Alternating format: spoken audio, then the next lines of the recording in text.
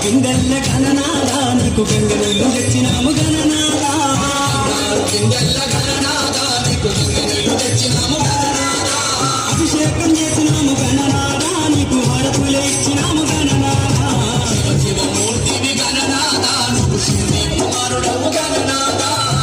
శివమూర్తివి గణనాదా నువ్వు శివుని కుమారుడవు గణనాదా